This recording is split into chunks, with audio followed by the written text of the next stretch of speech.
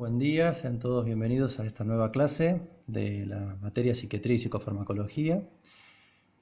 Vamos a tratar de bajar una serie de contenidos, una guía de estudio básicamente. Es lo más didáctica y sintética posible, ya que como todos sabemos el tiempo apremia y los videos no pueden ser demasiado extensos. Vamos a arrancar definiendo qué es la psiquiatría. La psiquiatría obviamente la podemos entender como una disciplina médica orientada a proporcionar el mejor tratamiento posible a los trastornos mentales, a la rehabilitación y a la promoción de la salud. Esto según lo que establece la Asociación Mundial de Psiquiatría, con lo cual podemos pensar en esta pequeña definición dos cuestiones que no deben ser ajenas, que no se nos deben escapar. Por un lado, que es una disciplina médica, con todo lo que ello implica en cuanto al saber, en cuanto al tipo de conocimiento que vamos a incorporar, más bien ligado a las ciencias naturales, a la biología. En mayor o menor medida, todo psiquiatra presenta dentro de su formación este tipo de conocimiento. Y por otro lado, que tampoco es un tema menor, habla de trastornos mentales. Si bien hoy por hoy podemos definir qué es un trastorno mental, nunca está de más, y para eso también estaba la guía de estudio, la guía de prácticas y estudio, definir qué es nosología, qué es nosografía, qué es nosotaxia, porque a veces queda un poco confuso, por ejemplo, lo que es el tema de la depresión, que puede ser tomada como un síntoma, que puede ser un síndrome, como que también puede ser un trastorno. Eso por un ejemplo nomás que podemos llegar a transmitirles. Pero es importante ya ir teniendo en cuenta estas dos cuestiones. Luego, las otras definiciones que también tenemos que tener muy presentes son a las que hacen a lo que es el concepto droga o concepto fármaco. Nosotros vamos a trabajar como sinónimos, como homólogas. Tanto droga como fármaco, entendiendo como cualquier sustancia o agente químico capaz de modificar protoplasma vivo. En los textos pueden encontrar una diferencia, entendiendo como droga esta definición que ustedes tienen acá, y como fármaco lo mismo, pero con objetivos diagnósticos o terapéuticos, o sea, volcado específicamente a la práctica médica. Entonces es interesante tenerlo presente porque justamente lo que es, por ejemplo, un veneno, según esa definición, entraría dentro de lo que es el calificativo droga, pero no dentro de lo que es fármaco. Así como determinados fármacos en algún momento dejan de ser tales y pasan a ser, o continúan siendo drogas, pero ya no son más fármacos. Entonces, por ahí, dentro de lo que es la definición, vamos a trabajar con las dos como de manera indistinta, pero ustedes sepan que pueden encontrar esa diferencia en la bibliografía. El concepto de farmacología, ya que ustedes fíjense que acá el concepto de farmacología ya toma específicamente lo que es fármaco, dice, es el estudio de toda sustancia útil en la prevención, diagnóstico y tratamiento de enfermedades. El concepto de psicofármaco, estamos hablando de un fármaco que aplica en la psiquis. Psiquis es mente, fármacon, remedio o cura.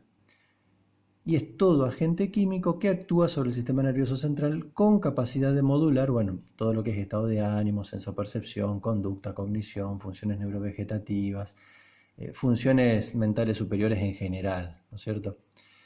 Es importante también destacar aquí que se considera psicofármaco a cualquier fármaco o cualquier droga que tiene la capacidad de actuar sobre estas funciones cerebrales de manera directa y como principal efecto, como principal mecanismo de acción. Hay otros medicamentos que obviamente también tienen una correlación con el sistema nervioso central, pero no es su principal mecanismo de acción y por ende no son considerados psicofármacos. Hay distintos medicamentos, por ejemplo, de lo que es la parte gastrointestinal, de lo que es gastroenterología, que como efecto colateral pueden afectar el sistema nervioso central, pero no son psicofármacos. Obviamente que para poder pensar todo lo que tenga que ver con con trastornos mentales, así como lo mencionábamos hoy, que yo decía que hay que tener presente los conceptos de nosología, nosografía y nosotaxia. Llegar a definir un trastorno mental no fue una tarea simple a lo largo de la historia de la medicina. En realidad, a lo largo de la historia de la humanidad, la medicina va surgiendo para dar respuesta a eso. O sea que es primero el interrogante que la herramienta que se utiliza para dar cuenta de ese interrogante, ¿no es cierto? Eh, Esto es importantísimo, que lo podamos revisar, que lo podamos estudiar, me refiero a la historia de la psicopatología, porque van a encontrarse con una serie de dilemas, una serie de cuestiones que al día de hoy no están resueltas y que uno a veces piensa muy rápidamente, muy livianamente, que bueno, que es una simple disyuntiva de términos o de conceptos, cuando en realidad esconde una historia de idas y vueltas y de discordancia, por decirlo de alguna manera, que es muy difícil de llevar adelante.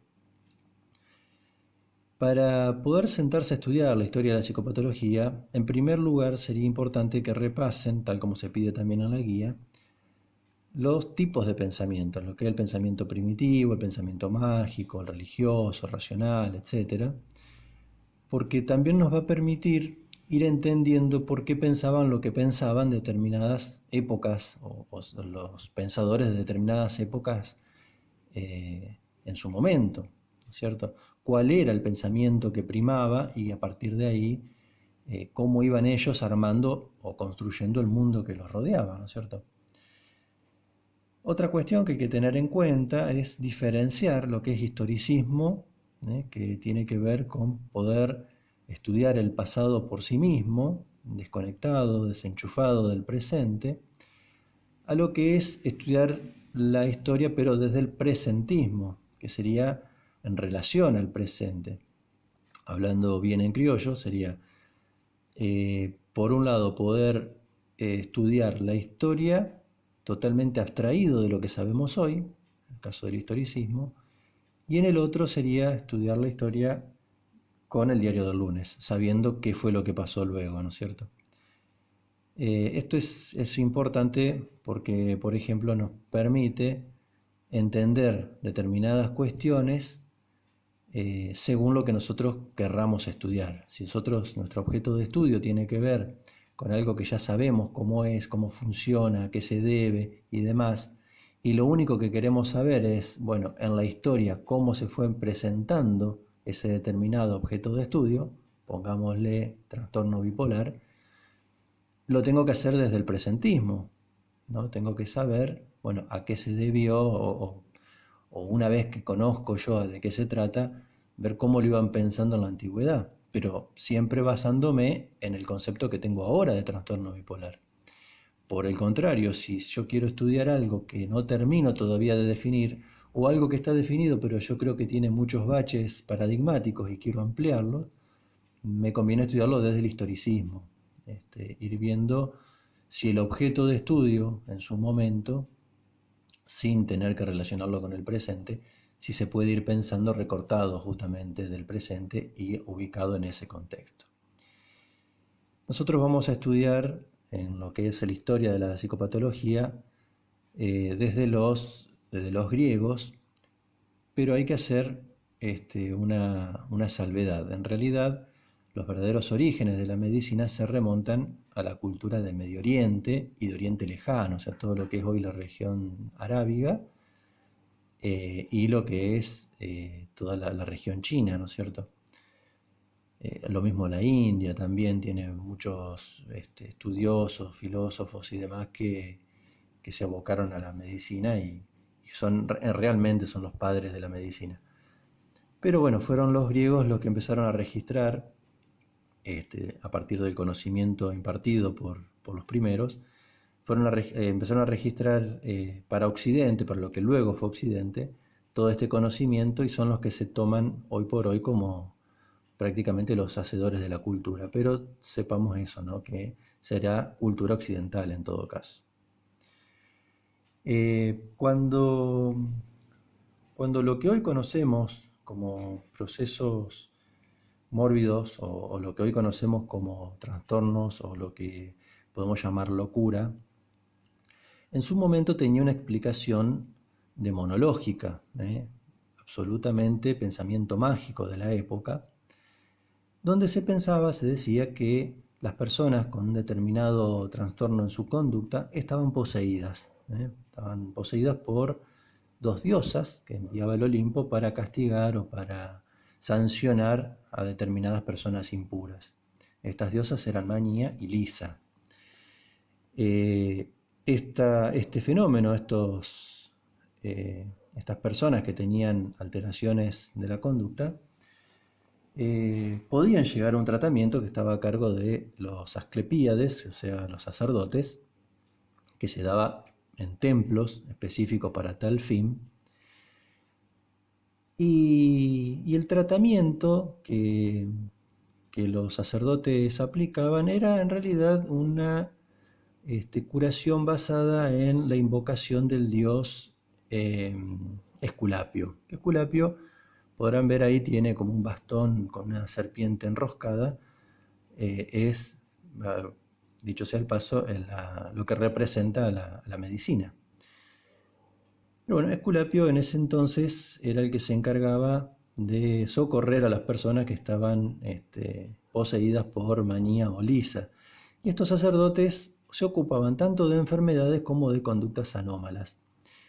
Y acá tenemos una primera cuestión a resaltar, a tener presente, que también lo comentábamos, lo preguntábamos en la guía de estudio, que fíjense que ellos trataban por igual personas enfermas, o sea, con una cierta proceso mórbido, con alguna cuestión deteriorante de su salud, con alguna restricción intelectual, física, etc. Y personas con conductas anormales. Y acá tenemos que pensar, bueno, anormales significa fuera de la norma, sin norma. Entonces podemos acá ya empezar a ver, estamos hablando de más de 800, 700, 800 años antes de Cristo, cómo se empezaba a resolver dentro de un mismo grupo y dentro de un mismo equipo, si se quiere, hablando en términos actuales, de tratamiento, cómo lo que era la enfermedad y la anormalidad empezaban a verse como si fuera lo mismo. Cuando en realidad un proceso mórbido, una enfermedad, tiene que ver con una determinada cuestión que puede afectar al sujeto y deteriorar la salud de este sujeto, cuando una conducta anormal no necesariamente tenga que ver justamente con un proceso mórbido de este sujeto, sino que tiene que ver con una conducta que no se adecua a una determinada norma. Pensemos hoy por hoy, fíjense cómo estamos dando esta clase de manera virtual porque rige una cuarentena.